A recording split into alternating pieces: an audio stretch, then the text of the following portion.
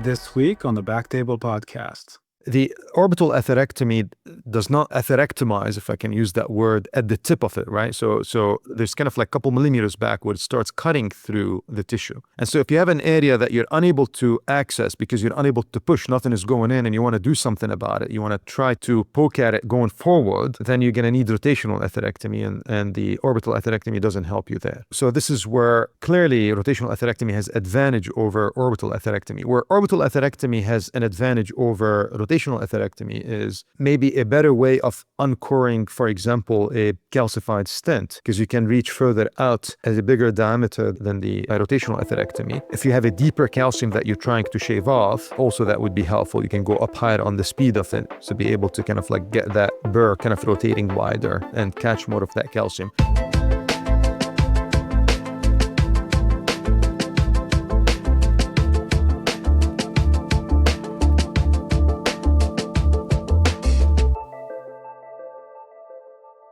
All right. Hello to the BackTable Cardiology podcast audience. We're excited to have Dr. Wissam Jaber, Professor of Medicine from Emory University Hospital. And we're going to be talking about coronary atherectomy. Hello, Dr. Jaber. Hi, Hadi. Thank you very much for having me. Such a pleasure. It's a great honor to have you. And I really want the audience, first of all, if you want to introduce yourself and what you do and your areas of interest and passion. Yeah, Hadi, I'm an interventional cardiologist, obviously. I came from the American University of Beirut as my medical school, did my residency at Duke University, and then cardiology at the Mayo Clinic. I've been working since 2008, and I've been at Emory for most of this time. Since 2011, I joined. I've been doing a lot of things at Emory. I kind of started early on doing pulmonary embolism interventions and coronary interventions, complex coronary interventions, picked up a lot of the CTO interventions along the way. And currently I run the cath labs at Emory hospitals. I run the coronary intervention service line, and I'm program director of the Interventional Cardiology Fellowship. I'm very happy doing that. I love my work. Excellent. And starting with coronary atherectomy, given the recent changes and obviously the widening of the toolkit that we have to treat calcified coronary lesions, what percentage of your practice right now amongst complex PCI patients you think you would use coronary atherectomy? That's a good question, Hadi. I don't know if I have the exact number. If I want to estimate, I would say maybe 15-20% of interventions would require atherectomy. And it really, the answer really depends on also what kind of patient population you see, and I think everybody is different. I would say maybe more than that, probably 20-30%. I would say do some sort of atherectomy if you want to include also IVL in addition to traditional atherectomy. And just in general, do you have any, obviously we're going to be talking specifics and technical details, but in general, is it pretty much split between the two major types of atherectomy, orbital and rotational? Frankly, no. So the majority of actually all my atherectomies have lately been just rotational atherectomy, and then I have multiple. We can delve into that a little later about why that is in my mind. But I've done a lot of orbital atherectomy, but I've shifted mostly into just rotational atherectomy. And the major reason is you want to be very comfortable with one modality in general. You want your cath lab to be very comfortable with one modality, and if you want to choose one, especially that you're doing CTO work, you cannot do orbital atherectomy in a lot of CTOs when you have dissection plane. So, and you cannot cross lesions unless you have rotational atherectomy. So it's good to focus on one modality. And in my mind, it's been rotational atherectomy. Absolutely. And if you can kind of update the audience, what are the choices that we have in the United States right now for coronary atherectomy? So right now there is a orbital atherectomy, CSI, and there's only one device out there called CSI. It's owned by Abbott now. And the other one is rotational atherectomy, which is a very old technology, rotablator, that's what people call it, and it's owned now by Boston Scientific. Both these companies have been bought along the line and eventually ended up with these two companies. Each one of them has kind of maybe different kind of techniques and a different device choice and what to and specific instructions, but overall the goal is to really treat heavy calcium with these two modalities. would you consider laser as a calcium modifying modality, or is it very weak when it comes to that? That's a very good question, because as we think atherectomy, we're thinking mostly about calcium, and you definitely need to include laser as part of that. But in my mind, when I'm talking calcium, laser is not the first thing that comes to mind. Maybe in the past it used to, when our only choice, for example, for calcium that's a little further out, that traditional atherectomy devices doesn't touch, especially when it's behind a stent and the stent is underexpanded and you have a lot of calcium around it. Our only modality to treat that would be with laser on contrast. So I would include laser as part of atherectomy. With time, this became less and less useful as we have now IVL, we have OPN balloons that try to push that calcium on the side. That may be as effective, maybe sometimes more effective. It depends on the scenario, but it's usually safer than laser on contrast that ends up many times with no reflow and bubbles that would be too big. So it's really limited to where you can use it. If the RT is a big LAD, the patient's ejection fraction is low, if you have a huge RCA and you cause a no reflow in that vessel, that could be dangerous for the patient. But I would still consider laser as an important atherectomy device. If you're not thinking just calcium, you're talking atherectomy in general, I mean, it could be helpful in instant restenosis. You could kind of pulverize that tissue inside the stent when you have a lot of optimal hyperplasia there. I've still used it. In fact, actually, just on Friday, a couple of days ago, I used that exactly for calcium outside the stent. I used laser on contrast just because I was using it anyway, because the patient had combination of intimal hyperplasia and calcium outside the stent. So I used that modality as in my first line to try to crack the calcium around the stent. But in general, if you're thinking calcium, you really want to kind of like, your mind has to go through into one of our atherectomy devices, plus or minus IVL. So since you brought up the issue about laser on contrast, I thought we would stay within that, then we'll move on to the other topics. So talking specifics about laser contrast, I personally have not done it yet, but I'm sure I'm going to get to a point where I'm going to have to do it unless the companies, make dedicated devices for that. So walk us through the actual contrast saline, mix in terms of percentages. I know it's not exact, but almost. And in terms of guide size, in terms of laser catheter size, walk us through what you usually go through to make sure that the procedure is relatively safe. Yeah, so all great questions, and we can dissect them one by one, because number one, let's talk first guide. Now, the laser catheter will go in a 6 French guide, but if you're thinking, since our talk is about severe calcium and complex cases, in my mind, anytime I have something more than just simple or not in a STEMI scenario, and if I have like bifurcation or calcium, I know we can always treat these with 6 French guides, and sometimes you have to use a 6 French because the patient, for example, has a small radial artery, but most patients can take a 7 French. So if you're going to battle with kind of calcium and complex lesions, I think you should go with your biggest guns. And I'm not saying use an 8 French guide, but most of the time I would favor using a 7 French guide. And the 7 French guide comes handy, not just because of the device that I want to use. It comes handy when I start running into either support issues, because you need support with all these, right? And if you're going to use a guide extension, also you can put more things in a 7 French guide extension going down the lesion than in a 6 French guide extension. The other thing is that if you run into problems, and maybe we'll go to that topic when we talk about rotational atherectomy, it's good to have a guide that's bigger that allows you to do something other than just past the burr or past the catheter that you pass. You never know what you're going to run into, what kind of scenario where things are stuck. You can do more with a 7 French guide. So that's my number one. I would go with a 7 French guide. I would go with a supportive guide. I would not use a Judkins, for example, for my coronary when I'm having complex lesions. Obviously, you can always use Judkins in simple lesions, but I would use an EBU for the left, which is anyway the guide that you should always use for the left regardless.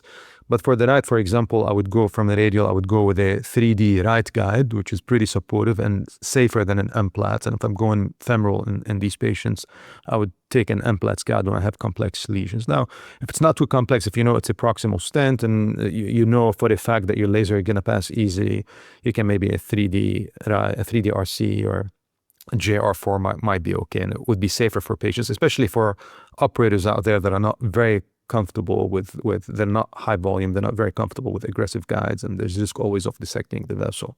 So that's when it comes to guide. But if you happen to be using a 6 French guide, your laser catheter is gonna go through it. That's number one. Number two, which laser catheter to use? We're gonna use then RX catheter, obviously, and all these for the coronary lesions, they're rapid exchange catheters. There are 2 catheters that are on the market that are the 0.9 and the 1.4 millimeter catheters. And so the smaller one is the typical one you're going to go in with in coronary disease. It's harder to push in the 1.4. The 1.4 is better if you have a stent where you have a lot of tissue inside that you wanna ablate. So if you're trying to ablate a lot of this kind of heavy neointimal hyperplasia, maybe 1.4 would be better than 0.9. But if you're trying to do laser on contrast, you're creating that kind of like big bubble with kind of high fluency and kind of high energy, then 0.9 is what you need. And the advantage also of 0.9 is that frequently these cases are under deployed stents, and it's going to be hard to push a 1.4 laser. So 0.9 would be the one that you need in these cases. As to how you do that, now in general, laser treatment, you're going to advance your laser to where you want to start lasing. And we can go into like beginning, but I think people can like maybe learn about these and looking at brochure and think about how to calibrate the catheter, because you need to calibrate outside the body, etc. And then when you go in the body and you want to start lasing, the coronary laser times out at 10 seconds. And during that 10 seconds, you need to be injecting something to try to cool that laser down. Now, there's always exceptions, and sometimes that whatever you're injecting is not going in the vessel because it's very tight, and probably whatever you're injecting is going, for example, in the LAD when you're treating the circumflex because you're blocked. But it makes you feel better that you're injecting saline and you're cleaning out your guide and cooling it down, your catheter, and cooling it down. But when I said it times in 10 seconds, and during that 10 seconds, you'll be injecting slowly over 10 seconds with a manifold. And so if you're just trying to ablate the tissue, you're starting with just saline. And typically I would start with saline anyway, even if I'm just want to make sure first the patient is going to tolerate the procedure. I don't want to start immediately with contrast, and create a much bigger bubble and it can cause no reflow. I don't want to discover at that time that the patient cannot tolerate the procedure. And so I start with saline initially, and in general, you're going to put it at a setting of 60-60 to start with. In my experience, I don't know why lately, if you put it at 80-80, which is the limit of the laser, of the 09 laser, it kind of something happens, it falls. So you kind of like warm it up maybe with a couple runs of 60-60, and then you bump it up to 80-80. You can also for the audience, sorry to interrupt, for the audience who's not familiar with laser, these are 2 numbers that describe the fluence, the first number, and the frequency. The fluence is, how hard you're hitting, and the frequency, how fast you're hitting. And with the 0.9 catheter, it goes up to 80 millijoules per millimeter square and 80 hertz. On the 1.4, you can go max 40, if I recall. Something like that. But just so that they're familiar with that. Sorry to interrupt you. Yeah, and actually, because you bring up something important, because there's a lot of theories and people talking about where you're going to put it and what kind of fluency and frequency. I'm not sure if anybody knows, Hadi, frankly. Like people always say, oh, I put it at this and that, and I don't know if anybody knows. I don't know if it makes any difference. Anecdotal experience, right? Yeah, it's just this is why when I'm saying 60 or 80, if you talk to people that actually do it, most of the people that use it don't know what these mean and what numbers you're gonna put them on. So you're gonna put on the maximum possible to try to ablate. But to create a bubble with contrast, you don't necessarily have to put it on the high. So if you keep it at 60-60, that sometimes can actually cause a good bubble. And also the 1.4 is not necessarily better at creating that bubble with contrast than the 09.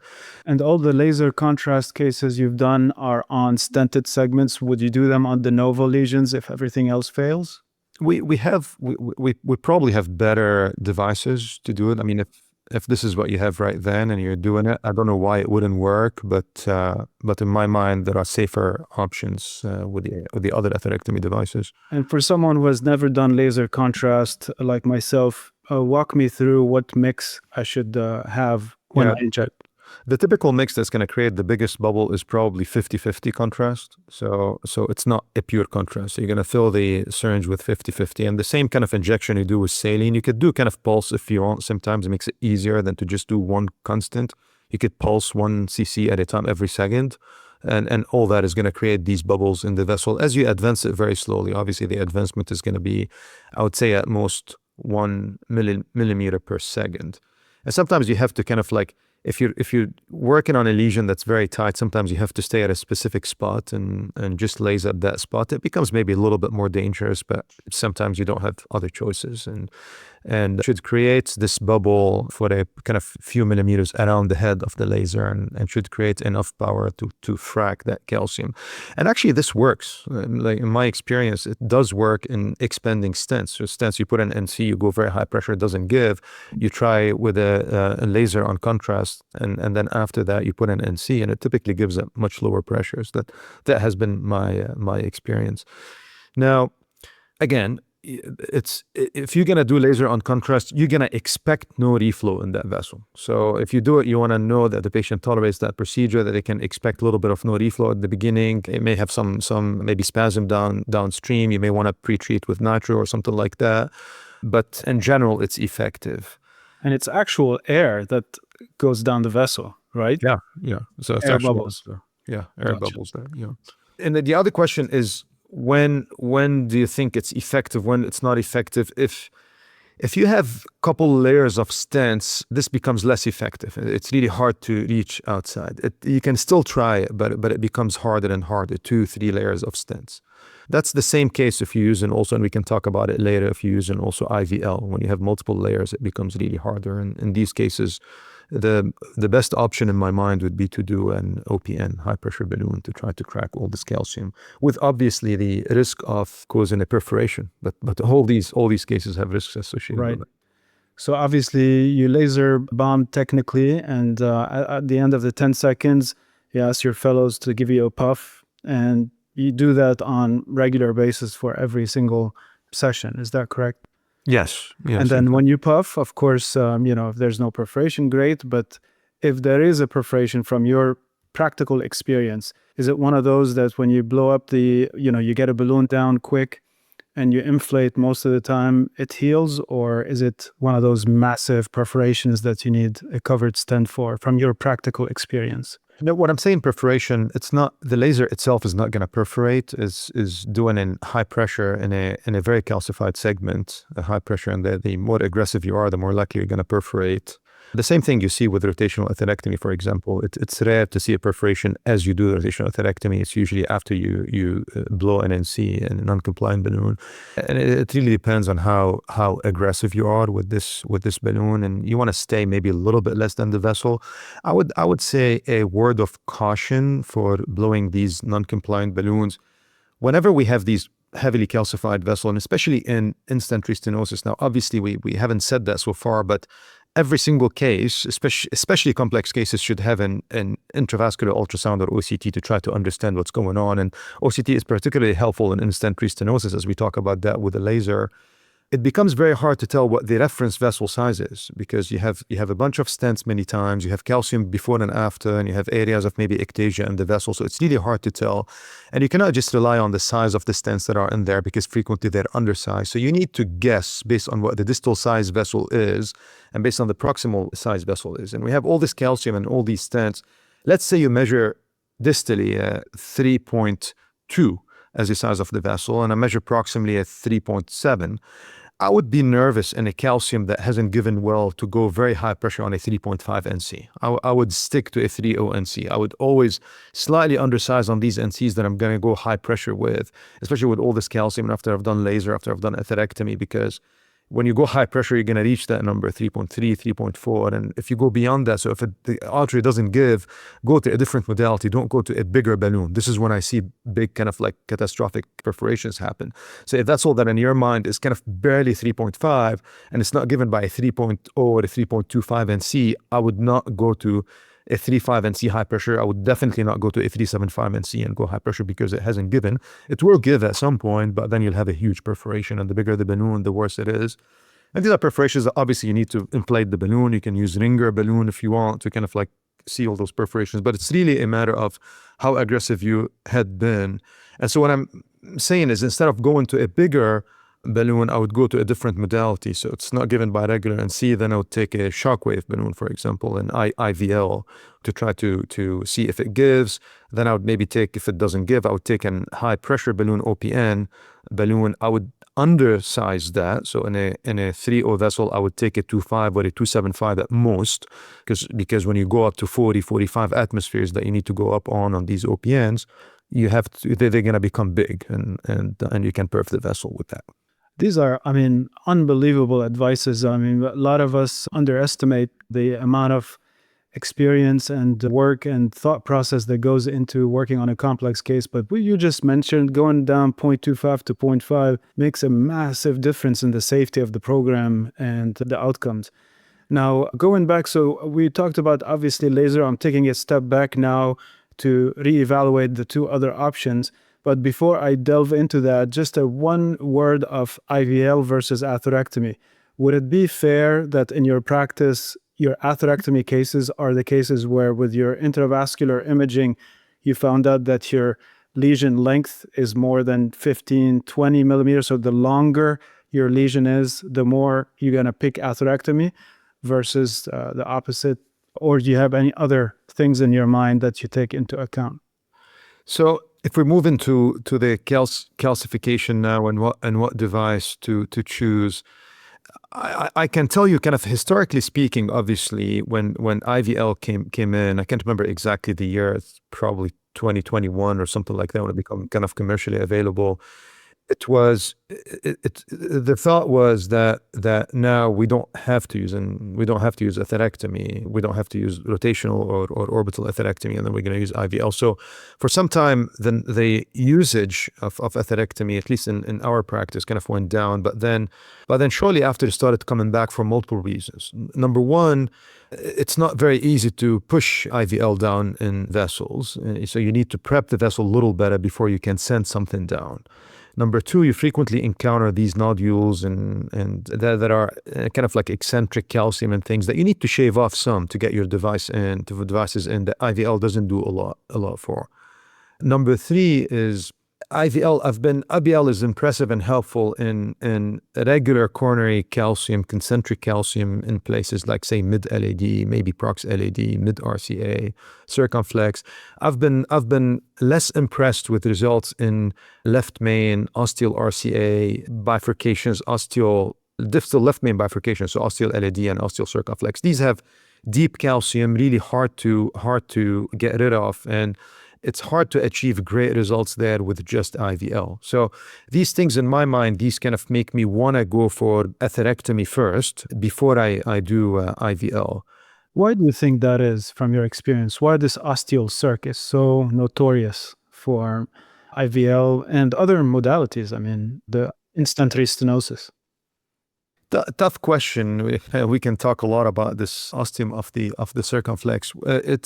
First of all, it's frequently an area of maybe a hinge point of the arteries kind of like moving on each other. And this is an area typically where nodules form, and these nodules can become nasty and very big. And you know that it's very hard with stenting to get rid of nodules, because you either, first, if they're just nodular calcium, they're not eruptive, then these big nodular calcium, you're never able to put a nice circular stent in them. They're always going to be in the way. You can shave them off with combination of maybe a rotational atherectomy, or actually these are kind of good cases, I would say sometimes, if you ask me the question, orbital atherectomy to use in these, because theoretically it can shave more off that than a routine atherectomy, of a rotational atherectomy, especially when you're used to not using big burrs, because most people don't use more than 1.5, maybe 1.75. So if you need a bigger result, maybe I would say this is where orbital atherectomy would have an advantage. But even then, you still have that kind of nodule stuck in there. And if you have an eruptive nodule, which are easier to push on the side, they're the ones that are very irregular and have kind of like maybe little clots on top, and they're easier to push on the side. But because of the anatomy there and because of the mechanism of formation where the arteries are hinging on each other at that point, it's going to come back. So even if you stent there, the stent is going to get deformed, and that calcium is going to build back into the stent. So it comes back. It's just the whole kind of mechanism of that area.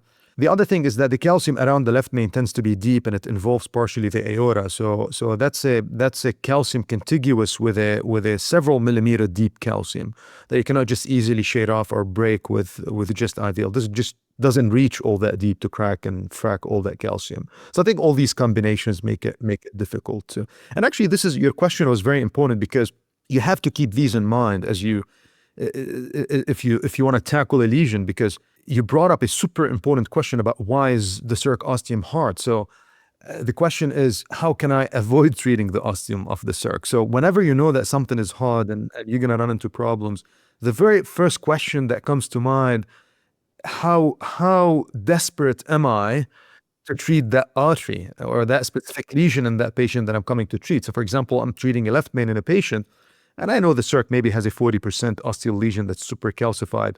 Is the disease around that distal left main maybe not bad enough, and the ostium of the LED is not that bad enough that I don't expect the circ to close, and can I just ignore it and just stent across of it and not deal with it? And even if I end up with a 50% stenosis, it's fine, don't get in it. So always these questions come to mind. Do I have to treat the patient that has a 70% osteal circ with class 2 angina that I'm going to have to do rota and put a stent and then they're going to come back? Probably not. So all these come to mind as the indication of the procedure, not just how technically we're going to achieve the results in this procedure. Excellent. So now kind of diving into rotational atherectomy before we talk about orbital atherectomy. So in terms of guide size, could you guide the audience of what guide size in your mind? You said obviously in complex cases, you try to go 7 French anyway in most cases. Then when do you need an 8 French guide, etc.? So if you can elaborate on the specificities of rotational atherectomy equipment. Yeah. So in rotational atherectomy, I've never had to take more than 7 French in general. I mean, if you look at the insert of the rotational atherectomy device, it tells you that 175 and 2 millimeter burrs will require 8 French, but they both go through a 7 French guide. And obviously, the more complex the lesion is, the bigger you want the catheter. And I have not had to take an 8 French. The only times I remember taking 8 French are very complex, maybe CTOs, failed CTOs, where I know I'm going to be dealing with horrendous artery with super calcified, tortuous segment, or a failed previous attempt because of lack of support. This one I take 8 French. But in general, most of the atherectomies that I'm going to use just a 7 French guide. The default atherectomy burr you're going to take is a 1.5 millimeter burr, and for multiple reasons. Number one, it's, in my mind, it's the smallest. Obviously, there's a 125, but the 125 is more likely to dig deeper into your diffuse calcium and get stuck. This is a common kind of like thing, not really from studies, but from some kind of like collective experience of people who've done it, and happened to me, although I frequently take a 125. And I mean, I don't shy from taking a 125 if I have to, but it's usually not my first choice. So if the 1.5 is not going, it's my first choice, the 1.5. If it doesn't want to go, then I'll take a 1.25 burr. And if you're trying to shave off a big nodule, for example, in the left main and the artery is not very tight there, the 1.5 is not going to do anything. I may start with a 1.75. These are the rare times where I start with a 1.75. The other times I start with 1.75 is when I have also a stent that I'm trying to uncore it doesn't have a 1.5 lumen. It has maybe a 2.0 lumen or a little bit less than 2.0 lumen. The 1.5 is not going to do anything. I'll start with a 1.75 burr. It's not a wrong thing to just test first with a 1.5 and it just flies. You're going to take the burr that's above it. You're kind of throwing money there because you're going to be taking an additional catheter and inferring more cost on the procedure, but it is what it is. It's sometimes safer on the patients. And all these go in a 7 French guide. You can push them through. It's harder to push a 2.0, but you can in a 7 French guide.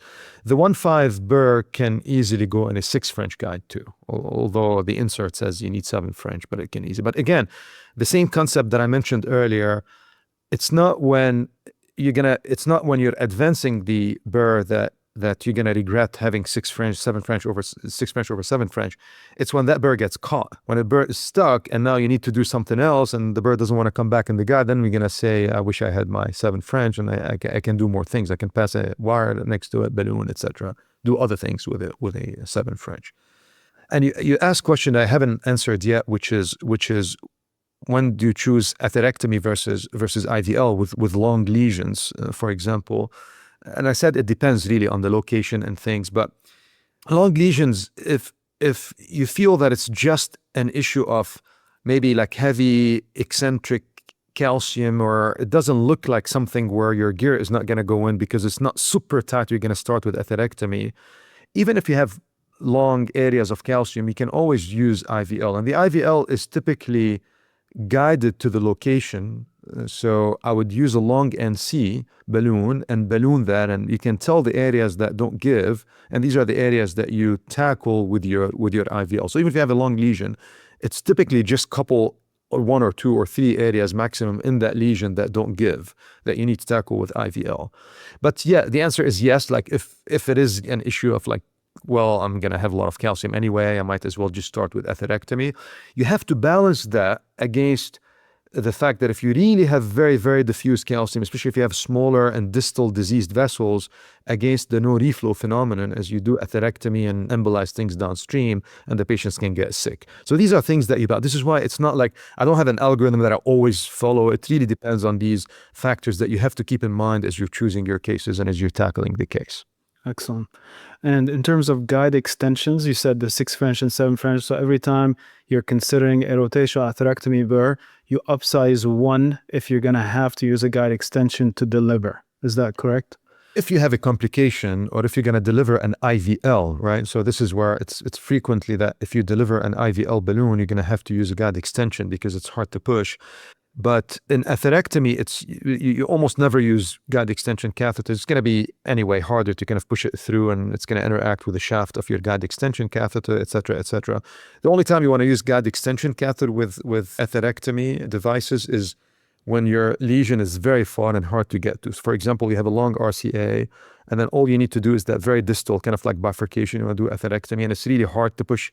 It's not a 4-0 wide highway of an artery where you could push the burr all the way down, which is typically how we do it, and it's not going. So then you send a guide extension 7. This is where you also, when you think about 8 French guides, where you send the guide extension all the way down, then you send after that the rota burr all the way down. But you have to be conscious if you have a guide extension not to do dynaglide in the catheter. Excellent. And just one little tip on if you have to, I know now that you have bifurcation, you have the choice of IVL, you're going to be leaning more towards IVL in order not to lose a large vessel, let's say a huge diagonal. So you would pick more IVL over atherectomy. But let's say your choice is atherectomy for many anatomical reasons, and you still want to wire and protect that diagonal.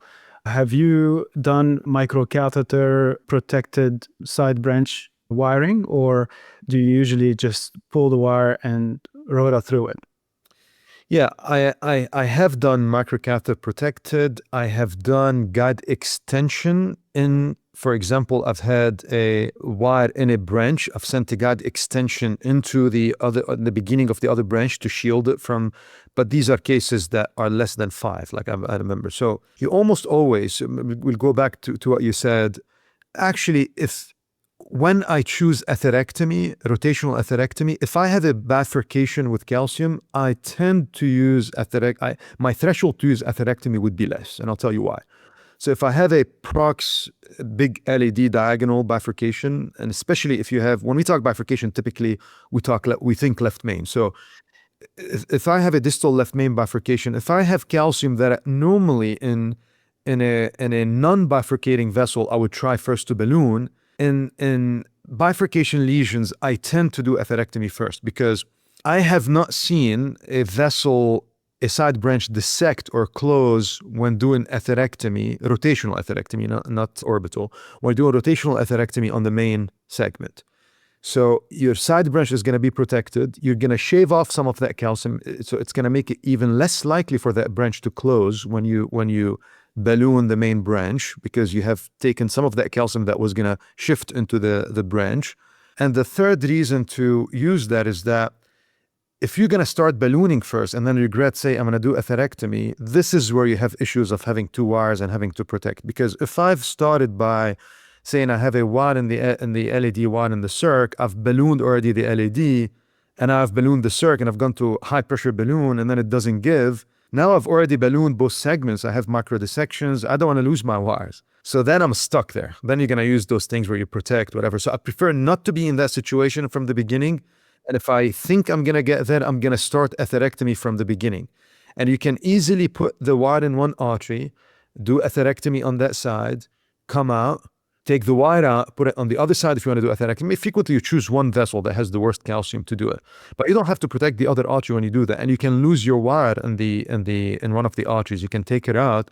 And I haven't had where the artery has dissected where I cannot get back in it. That doesn't happen with rotational atherectomy. What I would say, I mean, nothing is never, but it has not happened to me to dissect the side branch. I can easily rewire those side branches. Now I'm done with atherectomy from the very beginning, and I don't have to worry about protecting side branch because I've ballooned it, and I'm worried about losing the wire in that side branch because I have dissection flaps, etc. That's a great insight. Thank you for that. Now, moving on to orbital atherectomy. I know it's a little bit less used in your practice, but tell us, what are the strengths of this type of atherectomy over rotational? Yeah, so the question is comparison with rotational versus orbital atherectomy. The orbital atherectomy does not atherectomize, if I can use that word, at the tip of it, right? So there's kind of like a couple millimeters back where it starts cutting through the tissue. And so if you have an area that you're unable to access because you're unable to push, nothing is going in, and you want to do something about it, you want to try to poke at it going forward, then you're going to need rotational atherectomy, and the orbital atherectomy doesn't help you there. So this is where clearly rotational atherectomy has advantage over orbital atherectomy. Where orbital atherectomy has an advantage over rotational atherectomy is maybe a better way of uncoring, for example, a calcified stent, because you can reach further out as a bigger diameter than the orbital rotational atherectomy. If you have a deeper calcium that you're trying to shave off, also that would be helpful. You can go up higher on the speed of it to be able to kind of like get that burr kind of rotating wider and catch more of that calcium. So in my mind, I see this is where kind of like advantage one over the others. Some people are more comfortable, some labs are more comfortable with orbital atherectomy versus rotational atherectomy. And if that's the case, then that's fine. It's rare that you're going to have lesions where the only thing to cross would be a rotational atherectomy, but it definitely happens in practice. I do see that maybe 2-3 times a year where nothing would go, and then all you could do is wire the artery with a rota floppy wire and then have to send a rota burr to be able to get through the lesion. So that's going to happen to you at some point. And in terms of distal embolization, have you noticed a difference between the two technologies? Does orbital tend to be more hemodynamically tolerated than a rotational? Maybe it's counterbalanced, so probably rotation. So it also depends on the type of disease that you see, because in general, the rotational atherectomy is used in those kind of like more diffuse kind of people want to, things are not crossable, diffuse, and these also tend to have diffuse distal vessel disease. So you can see how you can end up with more kind of like no reflow down. So the selection bias there, I really cannot tell if one is true or the other, and you cannot make that kind of distinction. There's definitely kind of issue with dissection maybe with orbital atherectomy just because of the mechanism of rotation that you don't typically see with rotational atherectomy. That's something I can say, yes, that's a difference. But in terms of no reflow, it's theoretically maybe true, but I cannot tell. And if you have to stick with a 6 French, would you lean more towards orbital since it's 6 French guide extension compatible, or you don't factor that?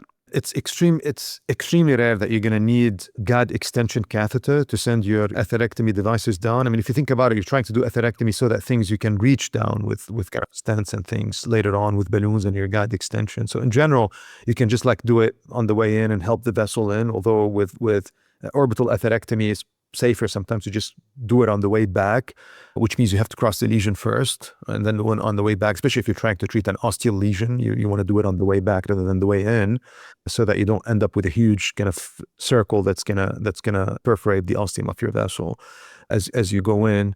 But in this cases where you need to cross and go distal, then you need a guide extension catheter. So yeah, so this is what I'm saying. If you're not comfortable with or with rotational atherectomy, and this is what you have is orbital atherectomy, then I think orbital atherectomy is good for these cases. And frankly, frequently, even if like something is not going in, if you balloon initially a little bit off the vessel, you can allow maybe guide extension. You can allow even your atherectomy devices to go in further down. So that's also one technique you can use if you really want to reach further downstream. Then you can send your orbital atherectomy further down. And you can I have not pushed a 1.5 burr and a 6 French guide extension. I wouldn't think it's compatible because it's just snug in the 6 French guide. The 1.25 burr would go if you have to, but definitely for the CSI it does go in the guide extension catheter. But again, when you have like things that are small and if you run into problems and if you have the burr that's stuck, you're gonna regret that. So I would not have chosen a 6 French from the beginning. Right. And from your experience with right coronaries and dominant circs, conduction abnormalities with rotational, do you worry about that? Do you pace or aminophylline? I have not done a single pacemaker on any of my rotational atherectomy in the last 5-6 years at all. Good to know. Do you use aminophylline or just... No. And in our practice, I mean, we do hundreds of atherectomies. We do definitely more than 100 a year. And I'm pretty sure, I can look at the number, and none of us put any pacemaker for these patients, whether it's RCA, whether it's like the worst you're going to see is maybe a transient block. That's why you test initially and you see what happens. You see a very transient block that always resolves. Great to know.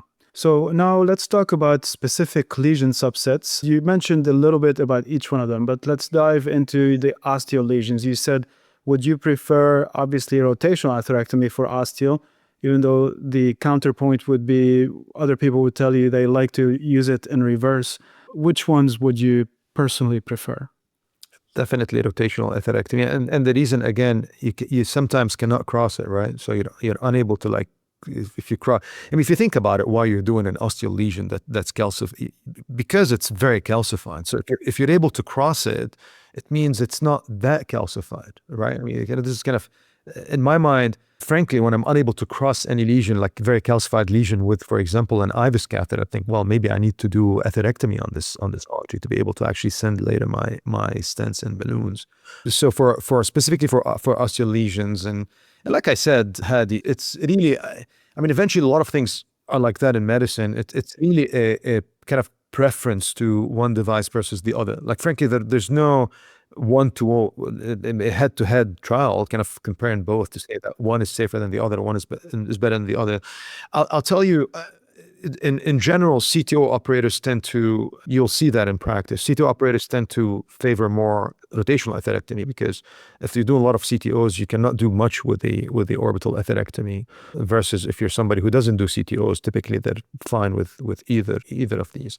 And somebody who's done a lot of maybe CSI in the periphery, because somebody like you who's an expert peripheral operator, you probably have done a lot of orbital atherectomy in the periphery. You're super comfortable with it. So you're very comfortable using it in the coronary. So you know all the nuances, when it works, when it doesn't work. So that makes it easier for somebody like you to say, I'm very comfortable with it. And if I want to send a message, is that if you're comfortable with one modality, that's true also for imaging, right? If you're comfortable with OCT versus IVUS, you're comfortable more with IVUS all your life and able to see everything with HD IVUS versus OCT, you just stick to it. It's right. Working well for you. It's good. So same thing with the atherectomy thing. If you're very comfortable, you have very good outcome with your orbital atherectomy, then there's no reason to kind of like do rotational atherectomy all the time, and vice versa. Excellent. So you're doing an osteal lesion, you picked rotational atherectomy. When would you pick a rota floppy versus a rota extra support? Do you use this wire bias sometimes? I almost never use a rota support wire, and nobody should, because it straightens the vessel way too much. You're more likely to maybe cut through tissue you don't want to cut through. You're more likely to get stuck, and it straightens things way too much. You won't be able to see anything, and I don't see a reason for it. The rota floppy is stiff enough to achieve what you want to achieve. And this kind of like bias, and I think there's a lot talked about that. In practice, it doesn't really work that well. Like because I have no idea how I'm going to bias the lesion with whatever wire or whatever push. And I think this is kind of like a concept one of those concepts that people talk a lot about, but it doesn't really pan out in real practice. the only time where I would say extra support is helpful is if you're treating very osteal lesions with calcium and you're not comfortable with your guide. What you want to avoid is the floppy wire kind of flopping around in the aorta. And so you want something that's supportive and that's more likely to stay straight and not give you an arc as you rotate down, so that you don't end up with cutting your wire with a complication.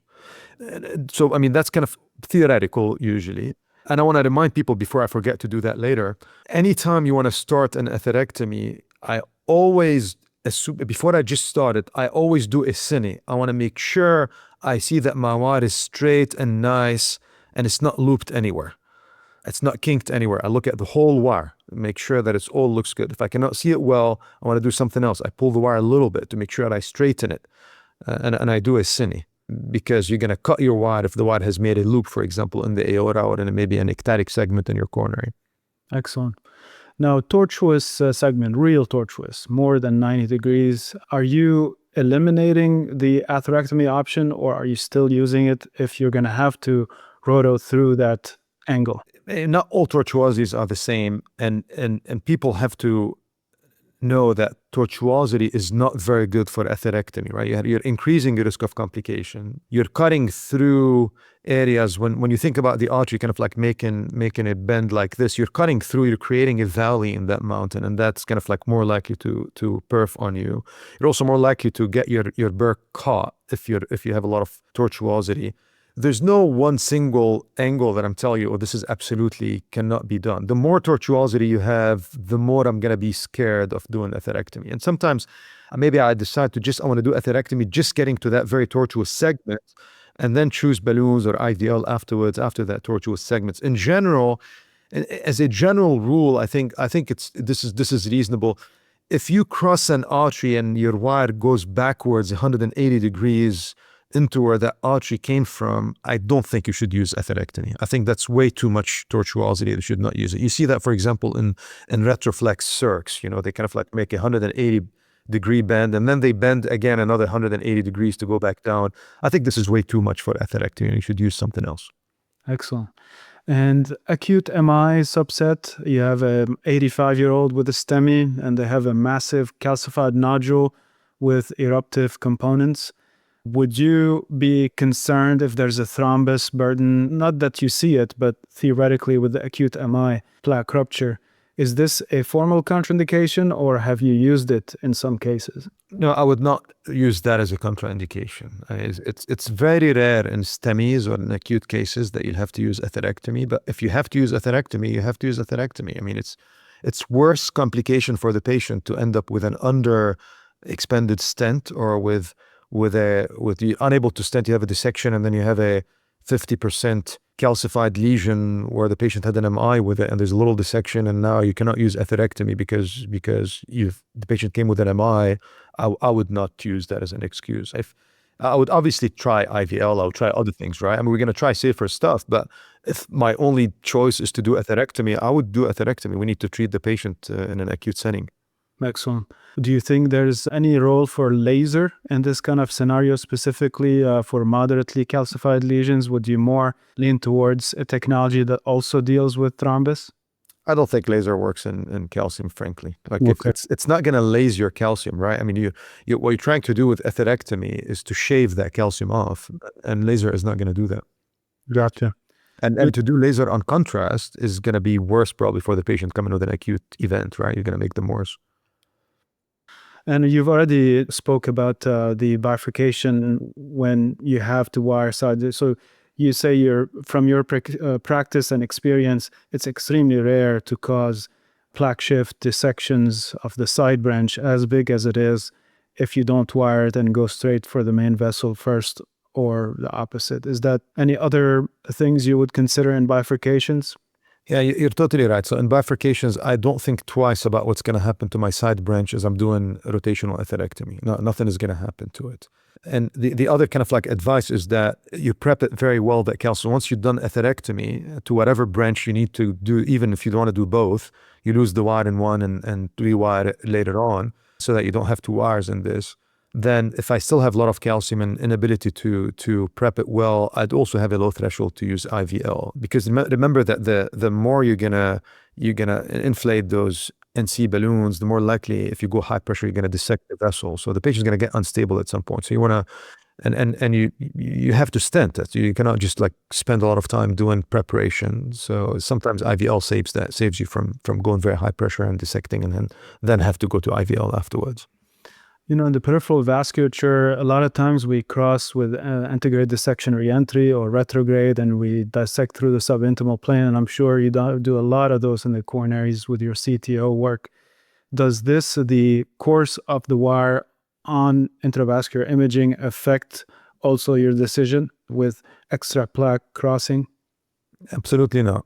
If you need to do atherectomy, rotational atherectomy, not orbital, because orbital is going to pick up those kind of dissection flaps, so it's contraindicated there. But rotational atherectomy, absolutely no. I have no problem at all doing rotational atherectomy in the subintimal space. In fact, I've had cases where we've been in the subintimal space and we have not gained access to the lumen distally, but there was so much calcium we cannot advance, for example, a stingray or other kind of like gear. We've done rotational atherectomy in these cases too, into the dissection plane to help facilitate bring your gear down. This is why, honestly, practical talks like that are so helpful, and thank you for your amazing experience. I'd like to dedicate the last 10 minutes of our conversation to complications, specifically 4 types of complications: perforations, dissections, stuck burr, and distal embolization. Let's start with perforations. Usually from your experience, seeing a perforation after atherectomy before you balloon, is this something that most of the time goes away with ballooning, or it depends obviously on the anatomy from your experience? So the perforations that you're going to see are obviously, I mean, I'm not going to pretend that atherectomy is not going to increase your risk of perforation. Obviously it does, right? I mean, both atherectomies, and data supports that. When you use atherectomy, you're gonna have higher chance of perforation, whether it's orbital or rotational atherectomy. But this is where it ties again to how aggressive you are with the NC balloon. I don't typically, when I'm doing atherectomy, I don't typically inject to see what's happened, because I almost never have a perforation, unless obviously kind of like the burr went into the wrong direction, something weird happened. It's when I'm taking my NC after atherectomy, and after I NC the artery to almost 1:1, like I mentioned, I downsize a little bit to make sure that the artery gives. Before I take the balloon out, I do an injection to see if there's a perforation. So this is a good habit. If you go high pressure on an NC, especially if you see there's a waste and suddenly it gives, never take your NC out. When it deflates, always take a little puff, make sure that it did not perf. If it did not perf, you can take it out at that point. If I also see, sometimes you'll see the vessel, you have a tortuous vessel, you do see after you've done the atherectomy that the wire exits what looks like to be the artery over a few millimeters. So everybody who's done atherectomy in tortuous vessels will see that.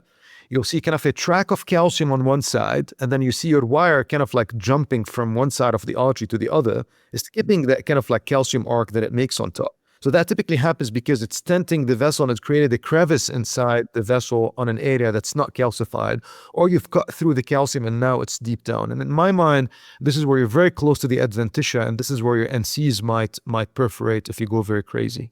I undersize my stents in these cases. I undersize my balloons. If the vessel is a 3.5, I'm going to do a 3.0 stent, then I'm going to go to a 3.0 NC. I'm not going to go to a 3.5.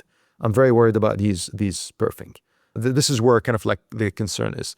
The other concern where you kind of can minimize perforations in atherectomy is that if you're trying to, if you're in a, especially in a tortuous vessel, if you're trying to poke at a lesion, you keep poking and going back and forth, and you keep trying and the burr is not going to go. If you're staying on the same spot for a long time, the wire is going to get fatigued and the wire may get kinked.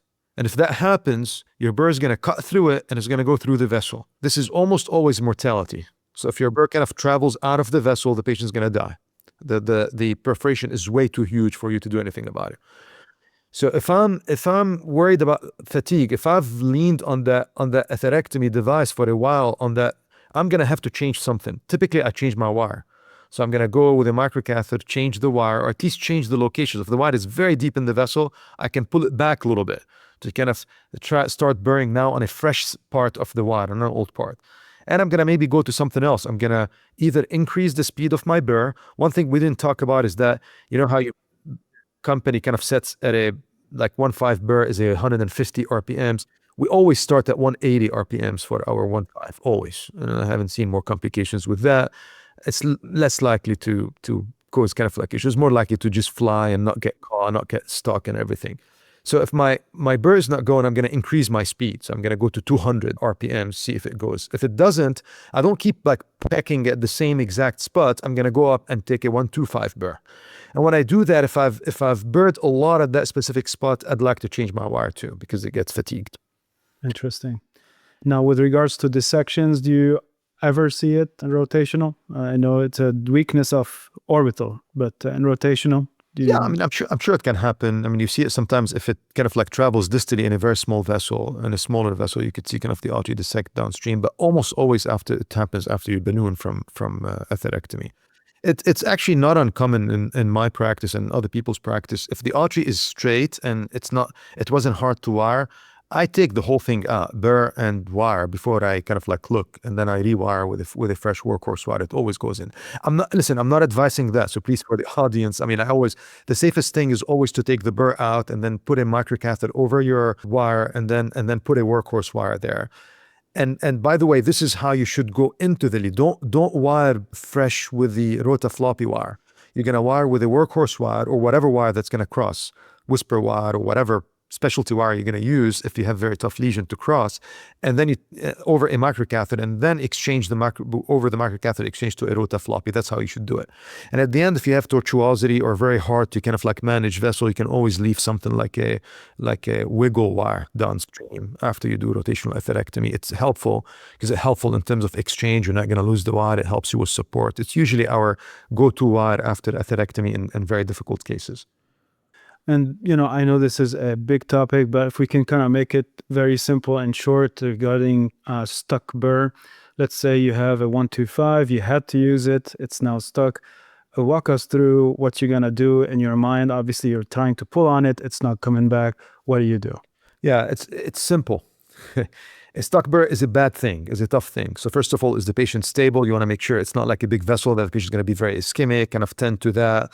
The first thing you're going to do, obviously, is you're going to pull that burr out. First of all, prevention is the things I mentioned before, not to kind of lean a lot, test a little bit, make sure it doesn't decelerate a lot as you push. Always start further back from the lesion so that you don't jump into the lesion right away. So all these things prevent a burr being stuck. But if a burr is stuck, you're going to pull the guide back and try to kind of pull it first. But you're going to have to lock it in the back, because as you pull it, you can kind of like be pulling on the plastic of it, which is elastic. So it's not gonna work well. And because of that elasticity of that rota, it's in general hard to pull it from distance with the guide being there. That's why people talk a lot about cutting the burr, cutting the shaft between your guide and between the big machine, the big console of that burr. You cut it there and advance a guide extension. Actually, when you cut it, you can remove the plastic that covers it, and then you can advance a guide extension over it, and then you can start kind of like pulling into your guide extension. And that's where you'd be happy that you have a 7 French guide. When you really have a very badly stuck burr, people talk about a lot of things, so including this technique of cutting and putting the guide extension, and then wiring next to it and try to balloon next to it, maybe go subintimal, trying to balloon around it. So they talk about all these things. In my experience, the only thing that works is you pull the wire. So we pull the wire back to where, remember that the tip of the wire is 0.14 and the inside of the burr is less than 0.14. So it's not going to come back through, and the welding is so strong that it's extremely unlikely that you're going to cut the wire. So you put it all the way, I stick it on the burr, maybe with a hemostat or something, and I pull hard on the wire, and that wire will bring the whole thing with it. Big problem there, you may dissect the vessel doing this way, you may lose the vessel, so you have to be ready to put a wire down. So if you were able initially to put a wire next to it before you do that, that would be perfect. Many times it doesn't work, and you'll have to be ready to wire it very quickly and make sure you haven't caused perforation or big dissection complications. If you have used a small guide, many times you have to ping pong, maybe another guide, be ready to kind of like cross quickly in case you have a big perforation. Depends on how hard you worked at getting that burr out of that location. I've had a case where I had to go actually retrograde to help somebody get the burr out. I had to go retrograde, knuckle around it because we couldn't send anything antegrade, knuckle around it and send the balloon all the way back, balloon around it, and that kind of like released the burr. So there's a lot of things you could do, but in general, if you can just pull that wire and pull it back, that's the thing that almost always works. Great. And with regards to distal embolization, do you use any specific vasodilators with all your cases, or you just customize it based on the patient and the anatomy? No, we don't. But in general, the solution that we use instead of Rotaglide is a combination of verapamil and nitro and saline and heparin. And so it has already like a little bit of vasodilators that are kind of like dripping inside. They're tiny amounts. I'm not sure if actually they do anything because they don't drop the blood pressure. But I would use it, no reflow. I would treat it like any no reflow and whatever thing you have, if you have nipride or adenosine or tiny amount of epinephrine, whatever people use to treat no reflow. Nothing special. So as this is a humongous number of advices especially for the early and mid-career operators. I'd like to end that conversation on specifically a operator who is starting at a hospital where atherectomy has not been done and they want to start that program. There is a cardiac surgery program available, let's say a young program. What advice do you have for these operators who want to push the limits while being safe and not being kind of crucified for complications that are fairly going to happen? I mean, atherectomy is useful. Like sometimes it's the only way to get out of a kind of stenting into a lesion they've already ballooned and it's not giving. And sometimes it's actually safer to use it than not to have it around. So if you follow all the advice on how to stay safe and how to not overdo things, how to not overdo the super complex, very tortuous, just send them out to a bigger center with kind of like more experience. But if you have a simple kind of like calcified lesion that you're unable to cross or you're unable to balloon, then I think it's fine to kind of like use atherectomy. I mean, rotational or orbital, I think it's totally fine.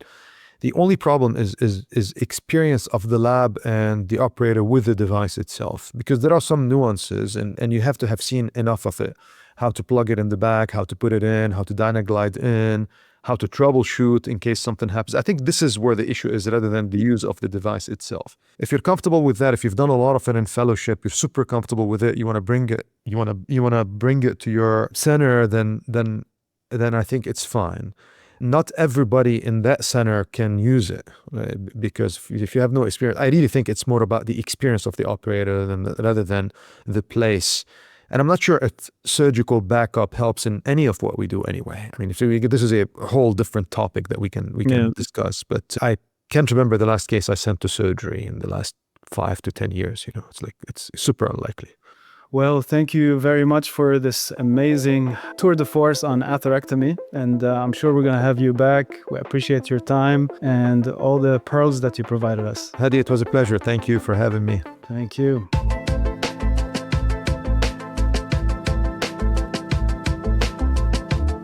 Thank you so much for joining us on BackTable Cardiology. If you have not already, be sure to follow and subscribe, rate the show 5 stars, and share with a friend. If you have any questions or comments, direct message us at _BackTableCards on Instagram, LinkedIn, X, TikTok, Blue Sky, or YouTube. BackTable is hosted by Hadi Lisha and Sameh Sayfo. Our production team is led by Kieran Gannon, Aaron Bowles, Gabe D'Agrazio, and Josh Spencer. Design and digital marketing led by Brian Schmitz. Social media and PR by Donato Cavuto. Administrative support provided by Judy Dela Cruz. Music by Aaron Bowles. Thanks again for tuning in. We'll see you next time.